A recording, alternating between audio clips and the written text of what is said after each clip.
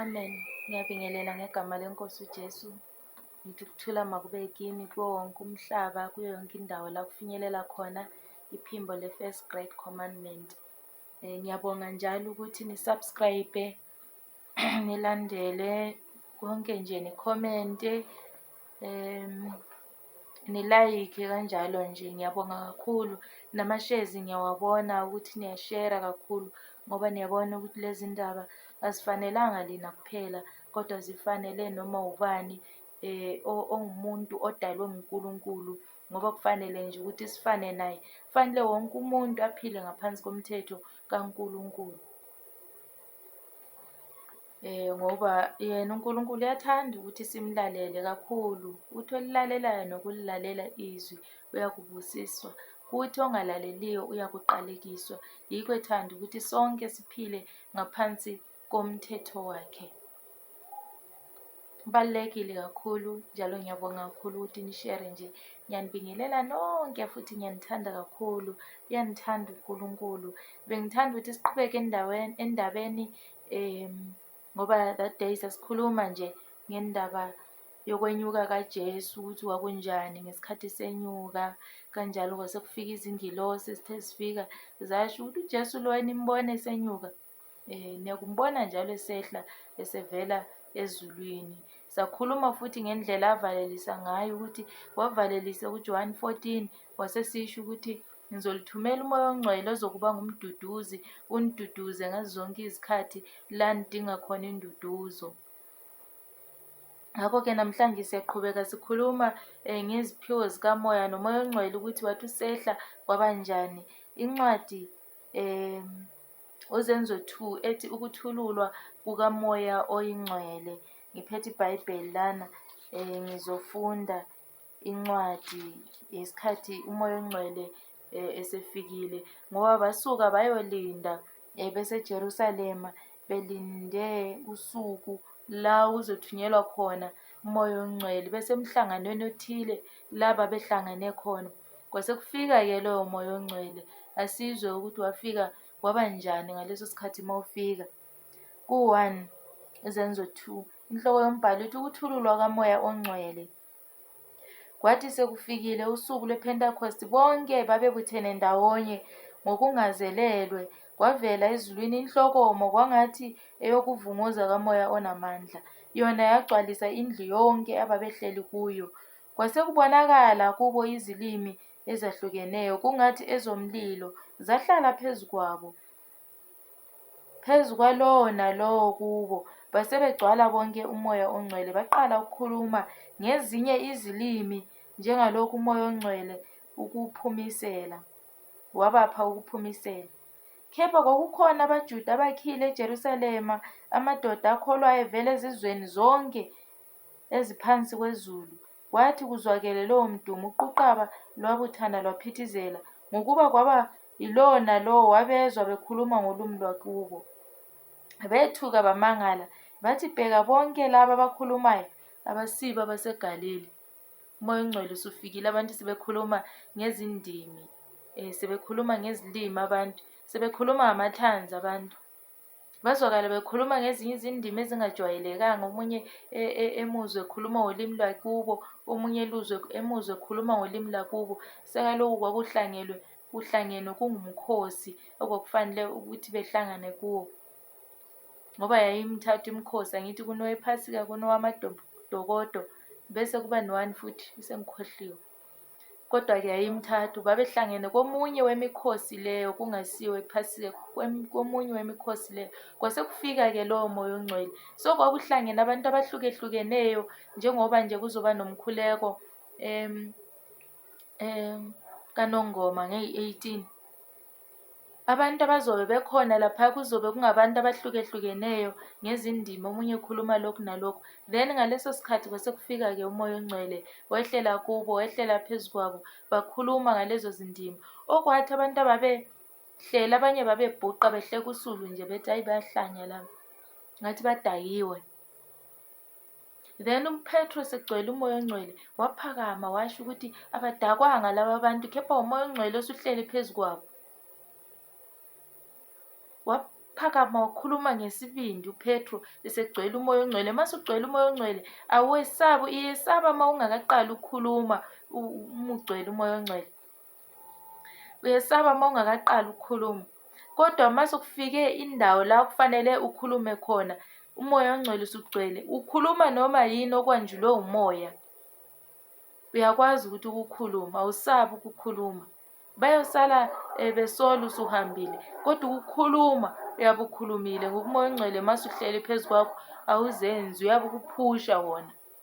Okungawukuthi abanye abakubonayo bengaze bethi lo udakiwe, ubungadakwanga kodwa ubugcwele umoya ongcwele. Wenza njalo umoya ongcwele masuhleli emuntwini. Wahlala kuPetro waqala ukukhuluma ngezincwadi efakaza kakhulu ngoJesu, ngoba wayeshilo vele ukuthi umoya ongcwele noma sufikile lizogcwala indawo yonke, liqala ukufakaza, liprofethe, liphinde liphuphe namaphupho. Kepha iy'phiwo lezo makukhulunywa ngazo, uPawulu maye esekhuluma ngazo ku-1 Korinte 12 la, uthi lezo ziphiwo mase zikhona sezihleli kini, fanele lifunde futhi ukuziphatha kahle ngoba kunendlela yokuphatha lezo ziphiwo. Uthi futhi likwamukeliswe ngomusa lokho, so asikho isiphiwo esingcono kunesinye. Kungenzeka ukuthi ngiyashumayela kanje, ngizibona ngingcono kodwa angikho ngcono kakhulu. Uma ngishumayela angikho ngcono kakhulu kunohlabelelayo, ngoba nakho isiphiwo sikamoya. Nohlabelelayo futhi akekho ngcono kunoprofethayo. Noprofethayo futhi akekho ngcono kunokhuluma ngezindimi. Kanjalo konke kuyakha umzimba munye kuKristu, okufanele ukuthi thina umoya udedelana, zonke iziphiwo zisebenze ebandleni likaKristu. Kungabi nesiphiwo esicindezelwayo ukuthi hayi lesi sincane, ngoba uyasho uPawulu ukuthi lezi futhi okuthiwa zincane ezidelelekile yizo eziphiwa udumo futhi olukhulu, ziyasebenza kakhulu. Soqonda ukuthi isiphiwo sakho esiphiweyo ngesani. Kuyenzeka ukuthi sakho isiphiwo ngese-welfare, kufanele ukuthi unakekele ibandla, unakekele abantu phandle la.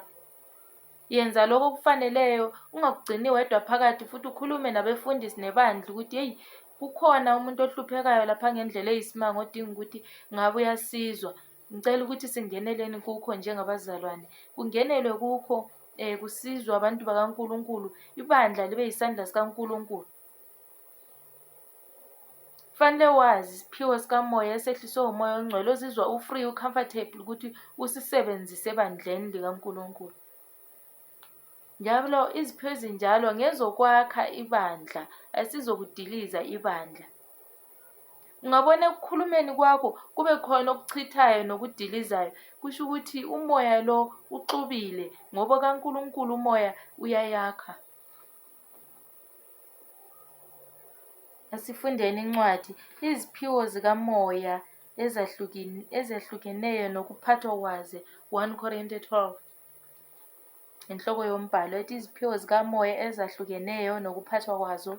1. Kepha maqondana neziphiwo zokomoya, angithandi bazalwane ukuba ningabi nakwazi. Niyazi ukuthi nisesengabezizwe naholeleka kuzo izithombe eziyizimungulu, nakuba naholwa kanjalo. Ngakho ngiyanazisa ukuthi akukho umuntu okhuluma ngomoya kaNkulunkulu ongathi kathukwe uJesu. Futhi akukho umuntu ongathi uJesu uyinkosi kuphela ngaye umoya ongcwele. Kepha kukhona iziphiwo zomusa ezahlukeneyo, kepha nguye loyo moya. Kukhona izinkonzo ezahlukeneyo, kepha yiyo leyo nkosi. Kukhona imisebenzi yamandla eyahlukeneyo, kepha nguye lo Nkulunkulu osebenza konke kubo bonke. Kepha yilona lo uphiwa ukubonakalisa umoya ongcwele kube ngokokusiza, ngokuba omunye izwi lokwazi ngaye loyo moya. Amen. Sho ukuthi siphiwa iziphiwo zikamoya, kodwa kufanele sizisebenzise ngendlela efaneleyo okufanele ukuthi sizisebenzise ngayo. Akekho umuntu onomoya ongcwele ongathi eqeda ukushumayela manje, eqeda ukuprofetha manje, ejike ethi uJesu akekho, ajike ethi makathukwe uJesu, ajike ethi uJesu akamazi, uJesu asindodana kaNkulunkulu. Kusho lowo moya osebenzisayo kuwona. OkaNkulunkulu umoya awumphiki uJesu, uyafakaza ngoJesu, awumphiki uJesu. Futhi akekho ongathi uJesu yinkosi ebengasetshenziswa yiwo lowo moya. Isho njalo incwadi. Lowo moya uyakwenza ukuthi usebenzise uJesu ngendlela efaneleyo, usebenzise leso siphiwo ngendlela efaneleyo. Legama likaJesu libize endaweni efaneleyo. Angeke umthuke uJesu uma umoya ongcwele usuhleli kuwo. Ngakho kubalulekile ukuthi sazi ukusebenzisa lezo siphiwo, kungabi ukuthi siyamthuka umoya ongcwele. Okunye asimthuki ngamazwi ukuthi sithi uJesu akusindodana kaNkulunkulu. Asimthuki ngokuphuma emlonyeni, kodwa ukwenza kwethu kuyebe kubonakala ukuthi siphika uKristu. Ngoba phela asifanise nje, uthola ukuthi mhlawumbe ngiyaprofetha mina. Ngiprofethe, ngikhiphe indlela okufanele kube nesolution ngayo. Bese leyo solution engiyikhiphileyo mhlawumbe ngithi akusetshenziswa into ethile ukwenzela ukuthi kunqobakala into ethile. Leyo nto leyo ngiyayikhulekela, ngibiza igama likaJesu. Ngiyayikhulekela, ngibiza igama likaJesu. Uma ngiqeda lapho sengilibizile igama likaJesu, ngibiza futhi abaleleyo. Mase ngibabizile abaleleyo, sizothi usizwe yini lapho? Yile nto oyisebenzisileyo, mhlawumbe ngamaqanda, usizwe ngamaqanda, noma usizwe nguJesu, noma usizwe ngabaphansi abaleleyo. Yiko kubalulekile ukuthi uma usebenzisa isiphiwo sikamoya, sisebenzise njengoba sinjalo. Umamele umoya, ungenzi noma yini. Mamela umoya, ungayenzi nge-experience. Ngoba zikhona ezinye izinto ezingama-warm remedy. Uthola uthi usebenzisa umoya ongcwele, uprofithile, uqeda lapho ususebenzisa zona ukuthi kube yi-solution. No, i-warm remedy isebenzise njenge-warm remedy. Ingakhulekelwa ngingayenzanga lutho, uyisebenzise njenge-warm remedy. Le ekhaya akunankinga. Kodwa ungabonisa ukuxuba, umoya ongcwele ukusebenzisa ngayiphi indlela lapho. Ngoba phela umoya ongcwele mawukhuluma, awukhulume uphinde ulethe i-solution futhi engasoze idinge ukuthi uphinde uyithandazele. Engasoze idinge ukuthi uphinde ubize futhi abaphansi. Singakwenzi lokho bazalwane. Kunendlela yokuphatha iziphiwo zikamoya ongcwele ngendlela eqondileyo. Ngeke ukuthi ngiyahlanganisa wenze lokhu nalokhu. Umphikile already uKristu, ngoba uyindodana kaNkulunkulu. Obona uKristu ubone yena uNkulunkulu. uNkulunkulu uthi makudunyiswe mina ngedwa, makukhonzwe mina ngedwa. Pho simdumisa kanjani uNkulunkulu simxuba nezinye izinto? Sidumisa uNkulunkulu nokunye futhi kokuthathu. Uyasho uNkulunkulu uthi mina ngiwuNkulunkulu onomhawu. Angithandi nikhonze abanye uNkulunkulu. Angithandi ukuthi udumo lwami luhlanganyele nezinye izinto. Makudunyisa uNkulunkulu, yenza isiphiwo sikaNkulunkulu, isiphiwo sakho sikamoya, kube yisiphiwo ozothi usisebenzisa kudunyisa uBaba osezulwini. Kube yisiphiwo ozothi usisebenzisa kudunyisa uNkulunkulu. Kungabi yisiphiwo ozothi usisebenzisa kujike kudunyiswe iqanda. Kuthiwe yilo elikusizileyo. Ungathi kuyisiphiwo ozothi usisebenzise kujike kudunyiswe umuntu, or kudunyiswe wena, or kudunyiswe umuntu oleleyo, or umuntu ophilayo onguwo. Isiphiwo sikaNkulunkulu uma usisebenzisa akudunyiswe yena uNkulunkulu, umdali wezinto zonke, ngokuthi nguye ofanelwe udumo, nguye umdali wakho konke. Ufanele ukudunyiswa ngoba thina sikhothama ngaphansi kwakhe. Ukuphathwa kweziphiwo zikamoya ezehlukeneyo. Then ngizoyijampa ngiyifunda le ekugcineni. Ithi ku-28 lapha, ku-27 uthi kepha nina ningumzimba kaKristu nezitho ngabanye. uNkulunkulu umisile abathile ebandleni, kuqala abapostoli, okwesibili abaprofethi, okwesithathu abafundisi, bese kuba yimisebenzi yamandla, bese kuba yiziphiwo zomusa, zokuphulukisa nokusiza, nokubusa nezilimi ngezilimi, imisebenzi yamandla neziphiwo zokuphulukisa. Lezo ziphiwo kufanele futhi nizisebenzise ngendlela efaneleyo. Sinokubabona abantu bephulukisa, bewisa amadimoni, bewaxotshe futhi ahambe, besindisa futhi ngegama likaJesu. Kodwa inkinga ibisiba la ukuthi bayazithathela udumo kube ngolwabo, uziqhenya yena, uziphakamisa yena. Hayi, mina ngiyashumayela kakhulu. Mina ngiyabasiza abantu, ngiyawawisa amadimoni, ngiwaxoshe futhi ahambe. Waxosha igama likabani? Uwe waxoshayo or nguJesu waxoshayo? Phela akuyena wonke umuntu ongakwazi ukuthi ekubeka isandla axoshe idimoni, noma ngabe kuthiwa ukholwa njani. Yiko kuthiwa kuleziphiwo zomusa, okusho khona omunye uba nesinye, omunye uba nesinye. Ngeke ngikwenze konke, ngingakhona ukuzidiliva mina ukukholelwa kuJesu, ngikhuleke ngendlela engikhuleka ngakhona. Kodwa when it comes to ukusiza abanye abantu, ibandla kufanele libambisane. Kube khona obeka abantu izandla bakhulekele besinda abagulayo. Kube khona onesiphiwo sokuthi axoshe leyo moya. Kube khona onesiphiwo sokushumayela. Kube khona oprofethayo njalo. Kodwa kudedelane konke. Wena onesiphiwo sokususa amadimoni waxotshe ehambe, ungayeyisi phela laba abanye abaneziphiwo zokuprofetha, ngoba bengakuphiwanga lawo mandla ukuthi besusa amadimoni. Angithi sonke simzimba munye, siyasebenzisana. Makungabi khona ozibona futhi sokufanele ukuthi ethathe zonke iziphiwo azisebenzise njengoba zinjalo. Cha, umzimba kaNkulunkulu siwakha ngokuthi omunye yenze okunye, omunye yenze okunye. Sithobelane, sidedelane, singakwenzi konke. Zenzele wena konke.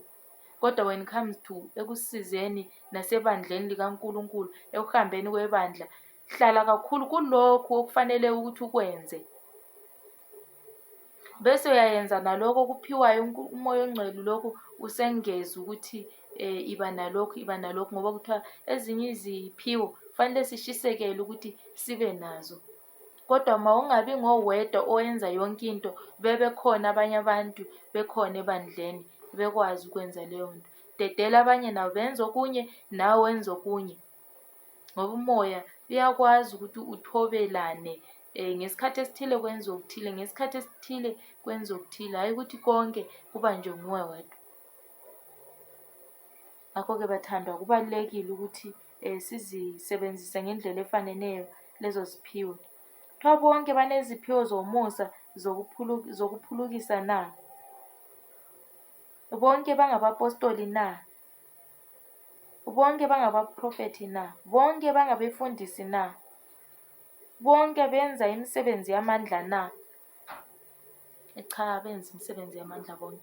Ngenxa yokuthi omunye uyindlebe, omunye uyisandla njengezitho zomzimba uPaul efanise ngazo.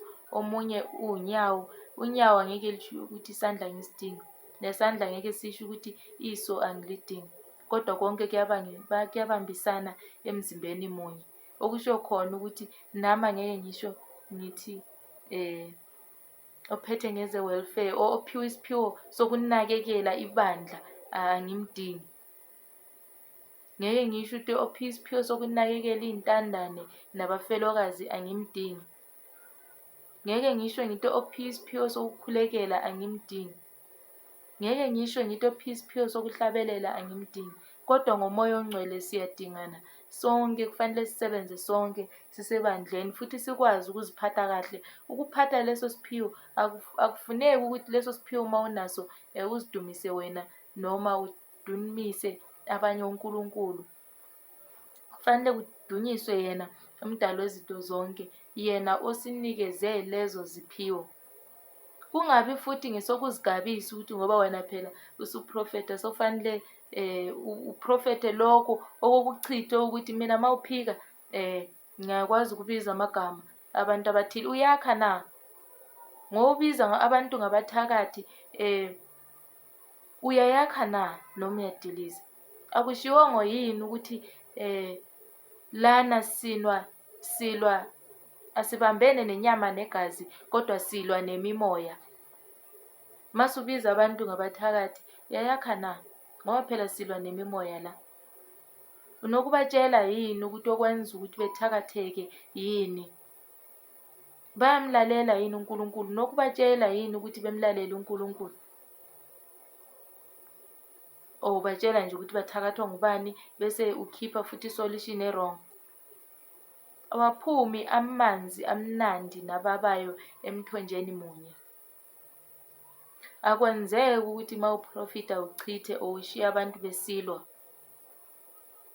Kufanele ukuthi wakhe kunqobeke lokhu okukhona okudalwa yimimoya. Nalabo abathunjiweyo futhi bekhululeke mawuprofita, bezizwe usebenzise ngendlela e-right. Laba abathunjiweyo abayibo kuthiwa bathakatha abanye, kube uthi ukhuluma uprofeta, behlabeke, bezizwe behlabeke, befisa ukuthi kube bayiyeka leyo nto, bengaqhubeki ekwenzeni okubi.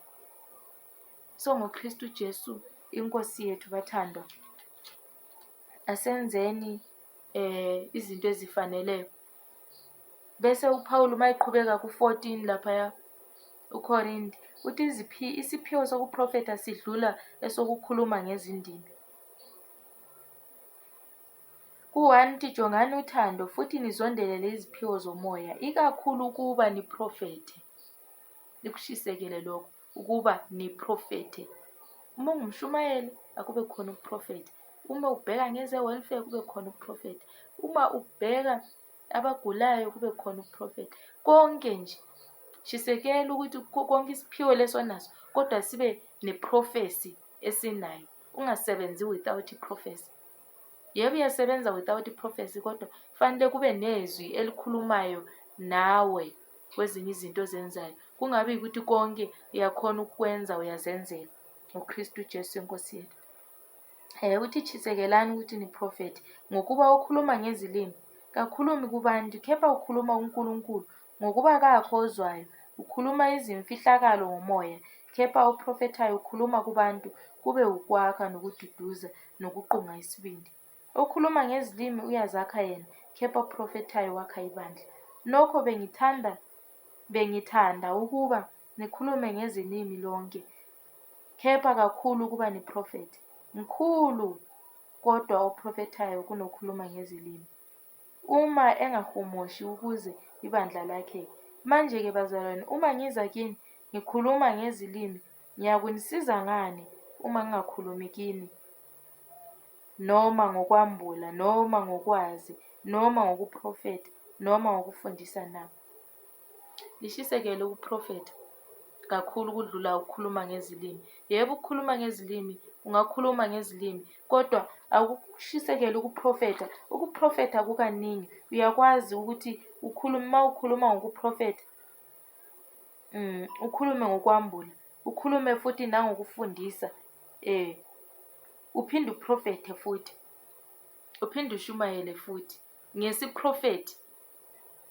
Abanye abantu bengangizwa nzima mangithi uyashumayela ngesiprofethi. Kunokufika isikhathi uJesu ngesikhathi ekhuluma ngokuthi mina ngiyisinkwa sokuphila esehle ezulwini. Fika isikhathi abafundi bekhonone, abantu bekhonone ngaphakathi. Ephinde ekhulume futhi ukuthi odla umzimba wami negazi lami unesabelo esihle ezulwini, uyakuphila okunaphakade. Becomplain abantu bethi lo othi sidla umzimba wakhe akuyena indodana kaJosefa na, noMariya esimaziyo, uJosefa umbazi. Ubezwa bekhuluma ngaphakathi bekhonona, bese yayiphendula leya nkulumo futhi. Okwenza ukuthi ebezwe bekhuluma bekhonona ukuthi uyaprofetha. Nami nginokuthi ngishumayela ngikhuluma kanje, so ngivele ngizwe ngisashumayela ukuthi bakhona bazoba nokukhonona besithi. Mangishumayela live khona, masukhonona ngiyakuzwa ukuthi manje uyakhonona. Ngiphendula lento leyo uyikhuluma enhlizweni engakubuzanga. Ezinye izinto ngiyazi izinto abantu abazibuza zona, ngibe ngingazi ngokwenyama, kodwa ngomoya ongcwele mawusambula ngeprofesi ngiyakwazi ukubona ukuthi abantu banemibuzo ethile nethile kule nkulumo engiyikhulumileyo, kule nkulumo engizoyikhuluma. Yikho ngesinye isikhathi ngizokhuluma itopic ngiphinde ngiyiphinde sengichasisa kahle, ngisuke ngizwile ukukhonona kwabantu ukuthi badingani ngaleso sikhathi.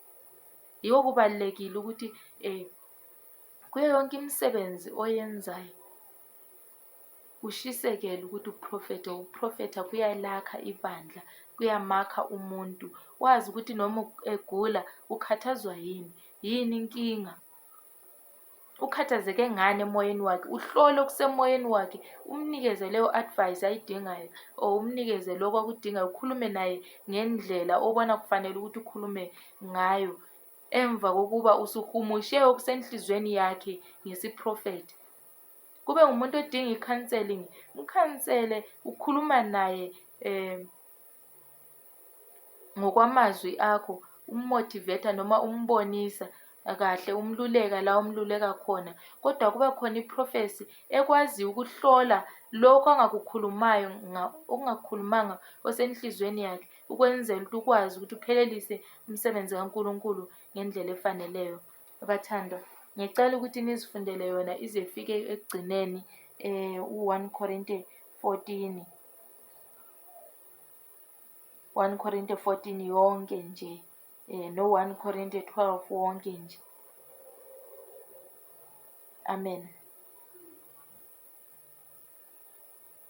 Then ngizofunda ekugcineni la, kuverse 22, 1 Korinte 14 ethi, njalo-ke izilimi ziyisibonakaliso kwabangakholwayo, kungesikho kwabakholwayo, kepha ukuprofetha kuyisibonakaliso kwabakholwayo, kungesikho kwabangakholwayo. Ngakho-ke uma ibandla lonke libuthene ndawonye, bonke bakhulume ngezilimi, bese kungena abangafundile noma abangakholwayo, abazi ukuthi niyahlanya na? Manikhuluma ngezilimi nonke, kungekho ohumusha lezo zilimi. Uthole ebandleni wonke umuntu uyakhuluma ngezindimi, kodwa akukho umuntu ohumushayo. uPetro phela wasukuma ukhuluma ngazo izindimi lezi ukuthi hayi lokhu sokuyinto nje, sokumi kanje ngoba nibona kusenzeka kanje. Paul nalonke mase likhuluma ngezindimi, kungekho ezohumusha. Nivele nithi asikhulumeni ngezindimi, bathandwa isikho lokho. Kuthiwa asikhulumeni ngezindimi, isikhaleni nje. Izindimi ezomoya ongcwele, ukhuluma ngesikhathi somoya ongcwele ma ukukhulumisa ngazo ngaleso sikhathi. Hayi anytime nje uvele ucabange nje ukuthi asikhulumeni ngezindimi, uvele ukhuluma yizo na? Ngoba uyahlela wena ukuthi ukhuluma ngazo nini, yizo na? So uthi ngakho-ke uma ibandla lonke libuthene ndawonye, bonke bakhulume ngezilimi, bese kungena abangafundile noma abangakholwayo, abazi ukuthi niyahlanya na? Kepha uma bonke beprofetha kungena ongakholwayo noma engafundile, uzokuhlatshwa yibo bonke, ahlulele yibo bonke amandla esiprofethi. Amandla esiprofethi, bathanda. Okufihliweyo kwenhliziyo yakhe kuyakudalulwa, njalo uyakuwa ngobuso akhuleke kuNkulunkulu, aqinise athi impela uNkulunkulu ukhona phakathi kwenu. Mase kuprofithiwe, bazoqinisa ukuthi uNkulunkulu khona phakathi kwenu, besizwa iqiniso likaNkulunkulu. Kodwa ungabe lokhu usukuxuba, umuntu kasazi ukuthi usizwa ngani, usizwe yini. Udumisa uNkulunkulu yini ngaleso siphiwo noma udumisa abakini? Akwenzeki ukuthi udumise ndawonye. Ngakho iziphiwo zikamoya niziphathe ngendlela efaneleyo, ngegama leNkosi uJesu Kristu. uNkulunkulu abe nani, amen.